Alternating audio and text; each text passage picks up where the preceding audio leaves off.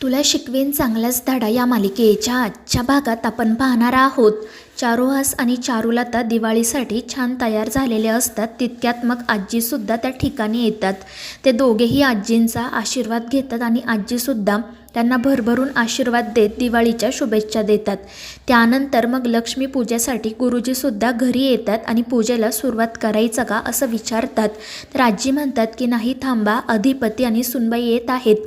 आणि मग त्या शांताला त्या दोघांना बोलवण्यासाठी पाठवतात. दुसरीकडे अधिपती आणि अक्षरा बोलत असतात. ते दोघेही दिवाळीमुळे खूप खुश असतात आणि मग त्यानंतर बोलता बोलता त्यांच्या लक्षात येतं की त्यांनी एकमेकांना दिवाळीच्या शुभेच्छा दिल्याच नाहीत. आणि मग अधिपती अक्षराला प्रेमाने मिठी मारत दिवाळीच्या शुभेच्छा देतो आणि ते बघून अक्षराला अजून खाली मान घालते. याच वेळी मग शांता त्या ठिकाणी येते. त्यामुळे मग अक्षरा बाहेर जाण्यासाठी निघते, पण अधिपती तिला थांबवत म्हणतो की मास्तरीनबाई, आम्ही तर तुम्हाला शुभेच्छा दिल्या, पण तुम्ही काय आम्हाला दिवाळीच्या शुभेच्छा दिल्या नाहीत आणि ही गोष्ट आम्ही विसरणार नाही. आणि त्यामुळे मग अक्षरासुद्धा त्याला दिवाळीच्या शुभेच्छा देते आणि पटकन तेथून निघून जाते. तर अधिपती हसत असतो. त्यानंतर मग पूजेला सुरुवात होते. सगळेजण आनंदाने पूजेमध्ये सहभागी होतात. त्यांची मात्र या सगळ्यापासून थोडी दूरच तोंड पाडून उभी राहिलेली असते. त्यानंतर मग दुसऱ्या दिवशी पहाटे चारुलता आणि अक्षरा घराची सजावट करत असतात आणि त्यावेळी अक्षरा चारुलताला सांगत असते की माझे बाबा नेहमी म्हणतात की दिवाळी हा सण म्हणजे वाईटावर चांगल्याचा आणि अज्ञानावर ज्ञानाचा विजय आहे. आणि मग ती तिच्या लहानपणीच्या अनेक दिवाळीच्या आठवणी चारुलताला सांगू लागते. आणि मग ती तिलाही विचारते की आई, तुम्हाला तुमच्या लहानपणाबद्दल काही आठवतंय का? तर चारुलता म्हणत असते की नाही ग, माझ्या अशा फारशा काही आठवणी नाही आहेत, मात्र मला अधिपतीच्या लहानपणाची एक आठवण आठवत आहे. आणि मग ती अक्षराला सांगू लागते की अधिपती जेव्हा लहान होता तेव्हा आम्ही तिघेजण कुठेतरी बाहेर फिरायला चाललो होतो.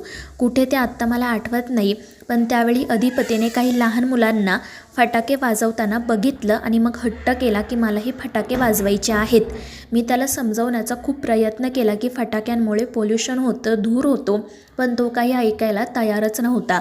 आणि मग यांनी त्याला काही फटाके आणून दिले आणि मग अधिपतीने ते वाजवायला सुरुवात केली, पण त्यामुळे ना खूप धूर झाला आणि मग अधिपतीलाच खोकल्याचा त्रास होऊ लागला. आणि मग त्याला माझं म्हणणं पटलं आणि त्याने फटाके न वाजवण्याचं मला वचन दिलं. आणि त्यांचं ते बोलणं सुरू असतानाच आजी त्या ठिकाणी येतात. त्या दोघींना म्हणत असतात की आता चला पटकन, आज पाडवा आहे, तुम्हाला तुमच्या नवऱ्यांना उठणं लावायचे, छान आंघोळ घालायची आहे. आणि ते ऐकून चारुलताचा चेहराच पडतो. ती आजींना म्हणते की मला माफ करा, पण मला हे सगळं नाही जमणार आणि ती तेथून निघून जाते. त्यानंतर अक्षरा लगेच चारुलताला समजवण्यासाठी जाते. तर चारुलता म्हणत असते की अक्षरा, तू लग्नाचा घाट घातलाच आहे ना, मग लग्नानंतर आपण या सगळ्या रीतीभाती पाळल्या तर चालणार नाही का? कारण ना इतक्या वर्षांच्या दुराव्यामुळे आमच्यामध्ये खूप अंतर पडले आणि त्यात हे सगळं असं काही करणं ना मला नाही शक्य होते. आणि त्यावेळी अक्षरा म्हणते की आई, कळतंय मला, पण तशाही तुम्ही बाबांच्या पत्नी आहातच ना, मग पाडवा साजरा करायला काय झालं? मात्र चारुलताला हे काही पटत नाही. आणि मग अक्षरा तिला समजावते की जेव्हा माझं मागच्या वर्षी लग्न झालं ना, तेव्हा माझीही तुमच्यासारखीच अवस्था होती. कारण आमच्या घरच्या सगळ्या प्रथा आणि या घरातील सगळ्या प्रथा खूप वेगवेगळ्या होत्या. मला खरंच खूप ॲडजस्ट करावं लागत होतं. खरं तर अधिपतींसारख्या कमी शिकलेल्या माणसासोबत माझं लग्न होईल याचा मी स्वप्नातही विचार केला नव्हता. त्यामुळे मला नेहमी असं वाटायचं की मी चुकीच्या मार्गावर चालते आहे. मात्र त्यावेळी अधिपतीच माझा वाटाड्या झाले. त्यांनी मला कधीच चुकीच्या मार्गावर जाऊ दिलं नाही. त्यांनी मला ना खरंच खूप समजून घेतलं. सगळं काही त्यांच्या मनाविरुद्ध होत होतं, पण तरीही ते कधीच माझ्यावर चिडले नाहीत. आणि मग त्यानंतर अक्षरा चारुलताला अधिपतीचं आणि तिचं नातं कसं हळूहळू फुलत गेलं, त्यांच्यातील अंतर कसं कमी झालं, हे सगळं काही सांगते. आणि ते ऐकून चारुलता म्हणते की अक्षरा, तू माझी सून नाहीस तर अगदी मैत्रीण आहे. खरंच एखाद्या मैत्रिणीसारखं तू मला समजावलंय. आणि त्यावर अक्षरा म्हणते की मग आई, आता तुम्ही पाडवा साजरा करणार ना? तर चारुलता म्हणते की हो, नक्की करणार. आणि ते ऐकून अक्षरा खुश होते. त्यानंतर मग ती अधिपतीला झोपेतून उठवण्यासाठी त्यांच्या खोलीत जाते. मात्र अधिपती मुद्दाम झोपेचं नाटक करत असतो, म्हणून अक्षरा त्याच्या तोंडावर पाणी मारायला जाते. तर अधिपती हसतच जागा होतो आणि मग ते दोघेजण गप्पा मारत बसतात. अधिपती अक्षराला म्हणत असतो की मास्तरीनबाई, तुम्हाला आठवते का, मागच्या पाडव्याला तुम्ही आमच्या प्रेमात नव्हता तेव्हा आम्ही देवाला साकडं घातलं होतं की पुढचा पाडवा तरी आमच्यासाठी खरा असू दे, आणि आता बघा आपण दोघेही एकमेकांच्या प्रेमात आहोत. आणि त्यावर अक्षरासुद्धा लाजून हो म्हणते.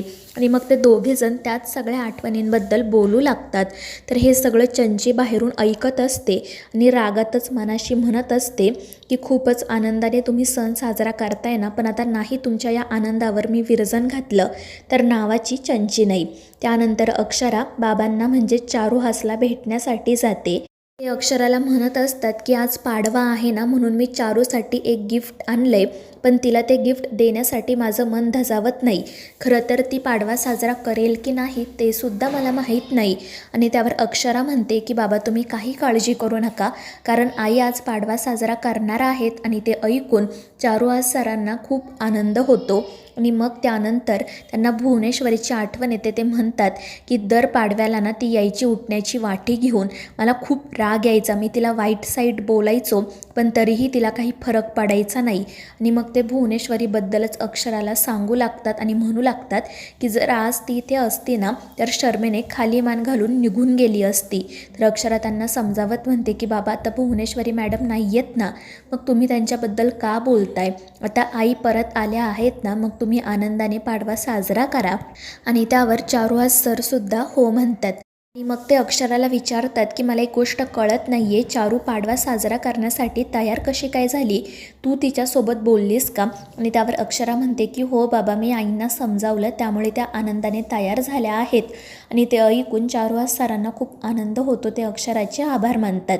तर दुसरीकडे आजी किचनमध्ये जातात आणि शांताला सांगतात की तेल गरम कर अधिपतीच्या अंगाला लावण्यासाठी, पण जास्तही गरम करू नको नाहीतर त्याला चटका बसेल. त्यावर ती हो म्हणते, पण तितक्यात चंची त्या ठिकाणी येते आणि ती तेल जास्त कसं गरम करता येईल याचाच विचार करू लागते. त्यानंतर मग जे जे लोक किचनमध्ये असतात त्यांना आजी काही ना काही काम सांगतात. त्यामुळे ते सगळेजण बाहेर जातात आणि तीच संधी साधून चंची ती तेलाची वाटी खूप गरम करते आणि हसतच मनाशी म्हणते की आता त्या मास्तरडीचा हातसुद्धा भाजेल आणि तो अधिपतीसुद्धा. मग त्याचवेळी आजी आणि अक्षरा त्या ठिकाणी येतात. अक्षरा कधी एकदा ते तेलाचं आणि उठण्याचं ताट उचलती असं चंचीला वाटत असतं. मात्र आजी चंचीलाच म्हणतात की चंचे ते ताट उचल, काहीतरी काम कर. आणि त्यामुळे चंचीला नाईलाजाने ते ताट उचलावं लागतं. मात्र आपल्याच हाताला भाजणार तर नाही ना, या गोष्टीची तिला खूप भीती वाटत असते. तर अक्षरा आणि आजी तिच्याकडे बघत असतात. तर मित्रांनो, या मालिकेच्या पुढील भागांच्या अपडेटसाठी आपल्या चॅनेलला सबस्क्राईब करा.